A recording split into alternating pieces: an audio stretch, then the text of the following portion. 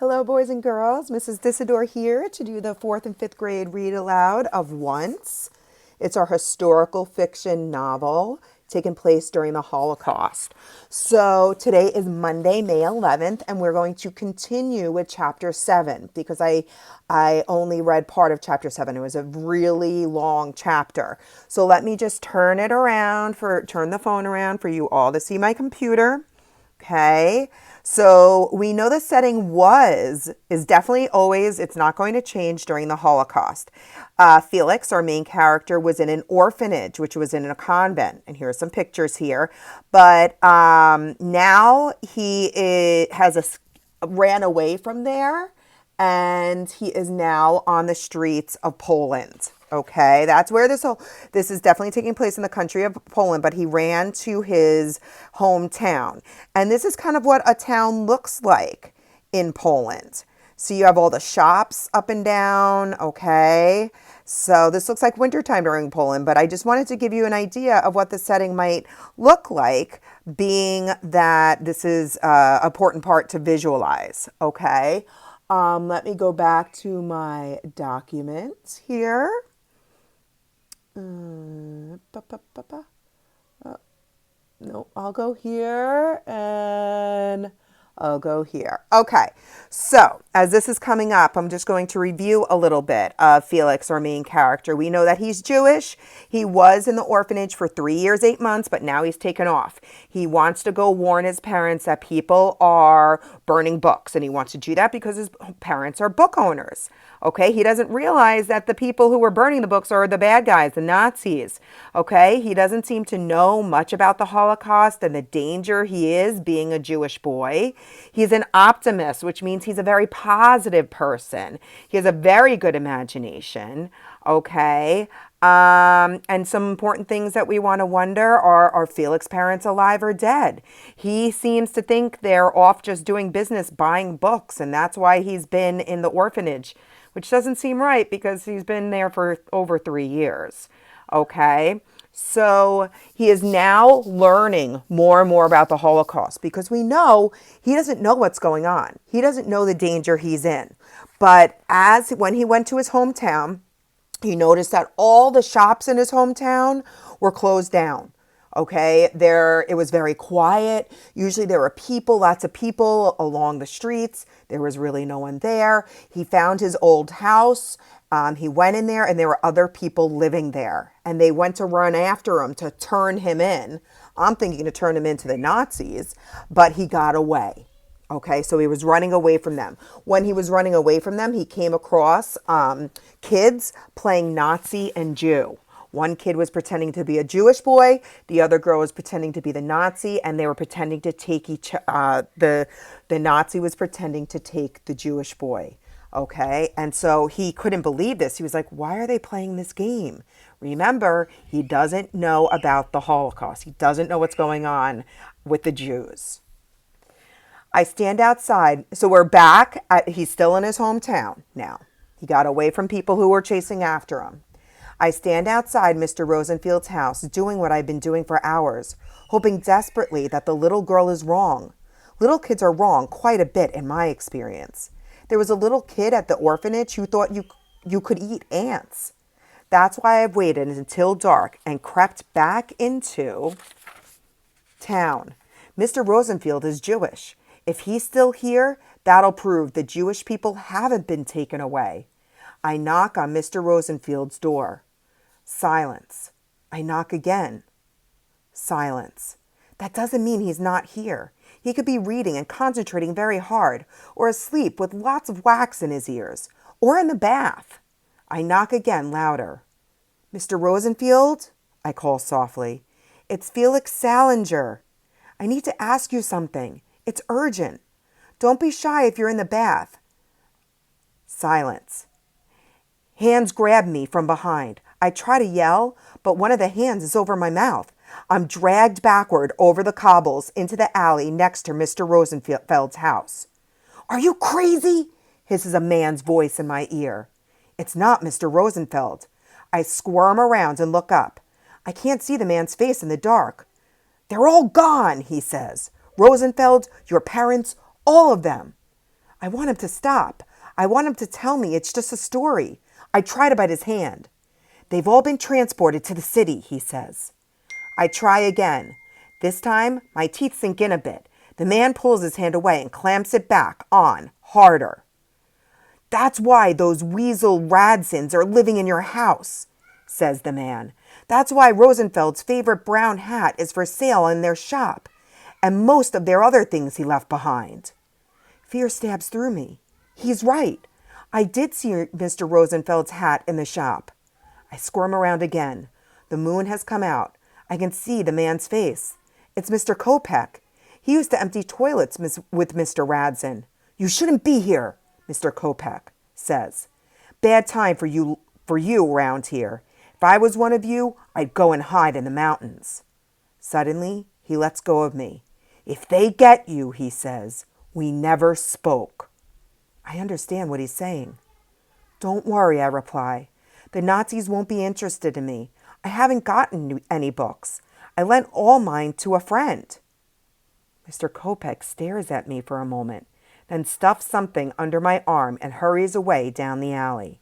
So again, Felix thinks the Nazis are after books. He doesn't know who the Nazis really are. I'm too shaky to stay standing up, so I sit down on the cobbles. I take the package from under my arm. It's wrapped in grease-proof paper. Inside is a piece of bread and a bottle of water. I don't understand. Why are some people kind to us Jewish book owners and some people hate us?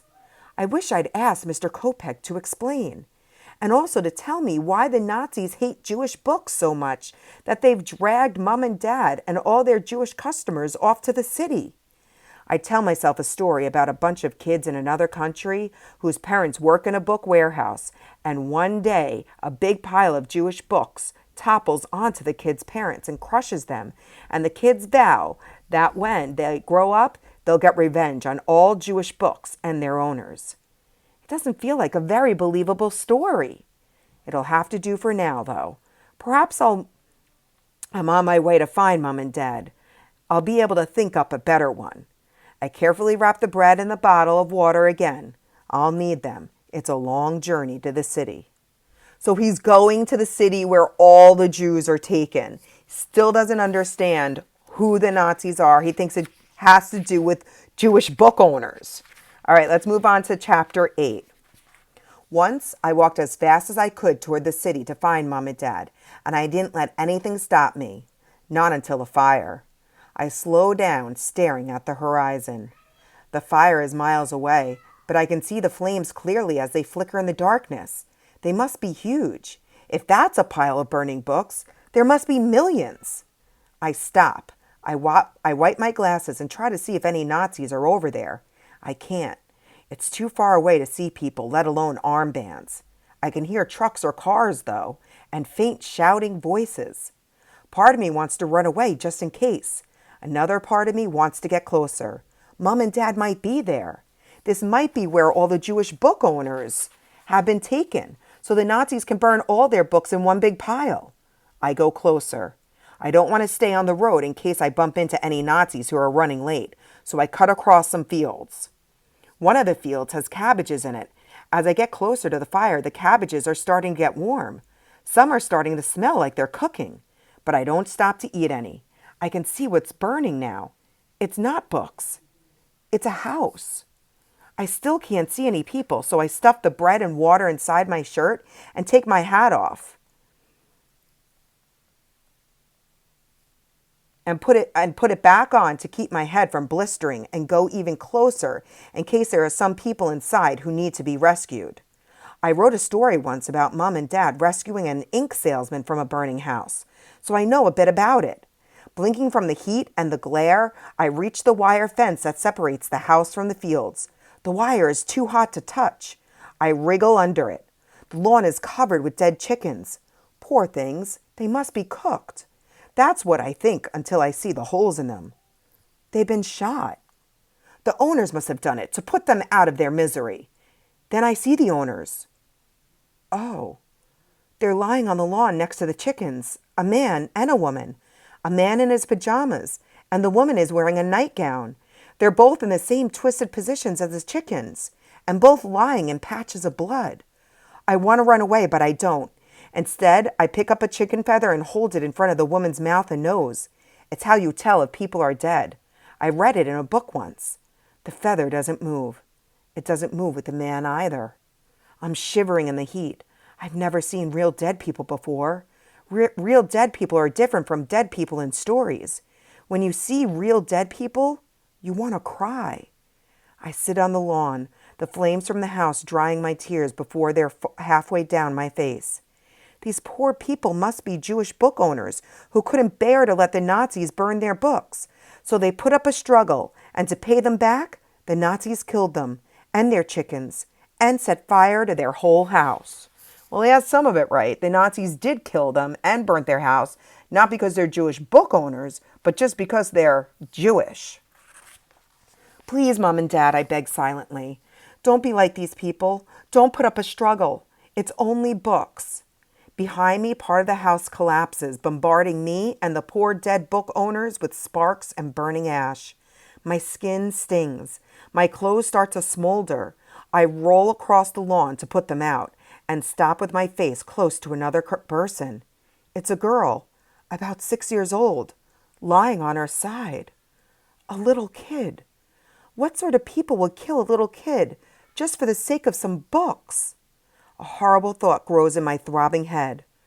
What if us Jews aren't being bullied just because of books? What if it's because something else?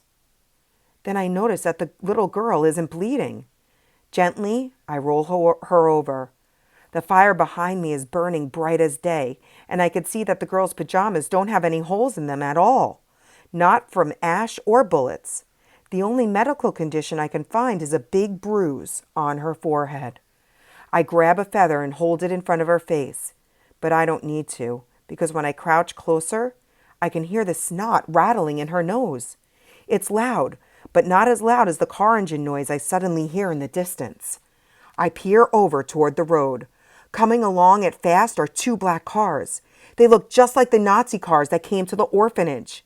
The Nazis must be coming back here to the scene of their crime to get rid of the evidence. I've read about this type of criminal behavior in stories. I take the unconscious girl up onto my back and stagger through the smoke and sparks toward the fence. The hot wire burns my arms as I squeeze through, but I don't care. I just want to get me and this poor orphan safely hidden in the cabbages. Okay, so the parents are dead, but the little girl is alive. What's your name? I ask the girl for about 100th time as we trudge along the dark road. Actually, it's just me doing the trudging. She's still on my back, her arms around my neck. As usual, she doesn't reply. The only way I know she's awake and not unconscious is when I look over my shoulder at her and see the moonlight gleaming in her dark eyes. This is killing me. The longest I've ever carried anyone before was Dottie in the piggyback race on sports day. That was only once around the playing field. I try to take my mind off the pain in my arms by thinking about good things. Mom's smell. The way Dad's hair falls into his eyes when he's reading. How at least this kid isn't getting overexcited like Dottie and kicking me in the ribs. The pain in my arms is still bad. I wonder how much longer I can keep going without dropping her. Then I see something. Is that a haystack? It's a bit hard to tell because the moon's gone behind a cloud, but I'm pretty sure that big dark shape behind the hedge is a haystack. Suddenly, I can't resist. I know it's risky. The Nazis could be coming along here any time, but I can't go on. Oops. Sorry about that, guys. My phone fell. Put you back up there. I need a rest, I say to the little girl. She doesn't reply. I push through the hedge and drag armfuls of hay off the haystack with one arm and make a bed on the ground. I lay the girl on it as gently as I can and put some hay over her to keep her warm. Then I lie down next to her. I don't bother with the top hay for me. I'm too tired. The girl stands up and starts crying. "Where's my mommy and daddy?" she wails. It's the first thing she's said since she stopped being unconscious, and it's the thing I've been dreading most. "I want my mommy and daddy," she howls. At least I've had plenty of time to make a plan. I want mine too, I say. That's why we're going to the city. Keep her hopeful. That's the plan. She's had a nasty bang on the head. I can't tell her the terrible news while she's not well. Later on, when she's feeling better and I've found Mom and Dad, that'll be the time to let her know her parents are dead. Because then Mom can do it. And then we can take her to live with Mother Minka. Who are you? Sobs the girl. I'm Felix, I say. Who are you? I want Mommy, she wails. Don't yell, I beg her. We have to be quiet. She carries on wailing. I can't tell her that the reason we have to be quiet is because the Nazis might hear us. That would terrify her. So I make something up. Shh, I say. We'll wake the sheep. Then I remember there aren't any sheep. The fields are all empty. Still sobbing, the little girl looks at me like I used to look at Merrick when he tried to tell me his parents were professional fighters who died in a wrestling accident. I get up and go over to her and kneel down so my face is level with hers. I put my hand gently on her arm. I wish my hand was bigger, like Mother Minka's. I'm scared too, I said quietly. I want my mom and dad too. That's why we're going to the city. I gently touch her forehead next to the bruise. Does it hurt? I ask. She nods, more tears rolling out of her eyes. My mom's very good with hurt heads, I say. When you meet her tomorrow, she'll make it stop hurting. Your hat smells, says the girl, but she's not sobbing so much. I flop back down on the hay. If you lie down and have a rest, I say, I'll tell you a story about your mommy and daddy taking you on a picnic. The girl looks at me. She sticks her bottom lip out.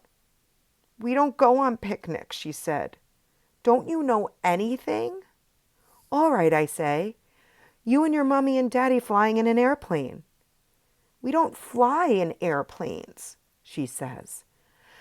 I sigh. I feel really sorry for her. It's really hard being an orphan if you haven't got an imagination. I try one more time. All right, I say. I'll tell you a story about a kid who spends 3 years and 8 months living in a castle in the mountains. She gives me that look again. I give up. I roll over and close my eyes. I've done my best. I'm so tired I don't care anymore. Then I feel her lying down next to me. I sigh again. A promise is a promise. I roll over and face her. Once, I say, there was a boy called William. No, she interrupts, pointing to herself. I'm a girl. My name's Zelda. Don't you know anything? All right, so that's the end of this chapter, chapter 8. So we have another character we met, Zelda, whose parents were killed by the Nazis and burnt down, not because they were book owners, but because they were Jewish. And that's what the Nazis did. So we'll see. He's still going to the city to try to find his parents because that's where the man, Mr. Kopek, told him from his hometown where everyone was taken. So that's where he's heading right now. Him and Zelda are now heading to that city. And I don't know if it's going to be good, but I have a feeling, and maybe you do too, that is Zelda going to give him a little bit more insight of what is really going on out there? She might have a better idea since she wasn't tucked away in an orphanage being protected. She might really know what's going on in the world right now and teach Felix a little bit of something. So I do see a little bond coming here. So we'll see what happens with Felix and Zelda. I hope you enjoyed the rest of chapter 7 and chapter 8. And I hope to see you back here tomorrow. Have a great day, guys.